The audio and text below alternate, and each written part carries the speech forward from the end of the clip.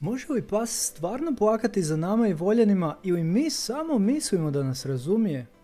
Istina je puno kompleksnija i zanimljivija nego što misliš. Koja je istina? Postoji mnogo videa sa psima koji imaju suzne oči i naravno da svi pomislimo psi plaču kao i mi, ali je li to stvarno isto kao kod ljudi ili nešto potpuno drugačije? Kod nas ljudi suze su povezane s emocijama poput tuge, sreće ili stresa, a kod pasa suze imaju prvenstveno fizičku funkciju. Koju? Naime, suze prvenstveno služe za vlaženje oka i zaštitu, ali jedno istraživanje iz Japana pokazalo je nešto zanimljivo. Što? Kada se psi ponovno susretnu sa svojim vlasnikom, količina suza u njihovim očima može se znatno povećati. Zašto? Naime, ovo je posljedica hormona povezanosti oksitocina i možemo reći da pas možda ne plače kao čovjek, ali njegovo tijelo reagira na emocije. A sada onaj šokantniji dio. Koji?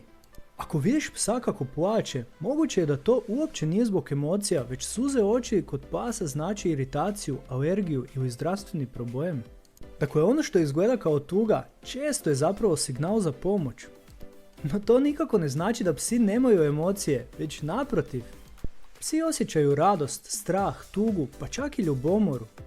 Ali naravno, oni to ne pokazuju suzama, već umjesto suza koriste govor tijela poput spuštenih uši, izbjegavanje pogleda, povlačenje ili traženje blizine.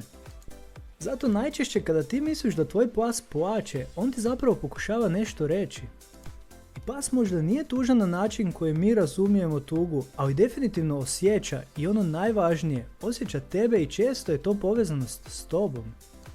Dakle, pas ne plače kao čovjek, ali to ne znači da ne osjeća i ponekad suznije oči znače povezanost s tobom.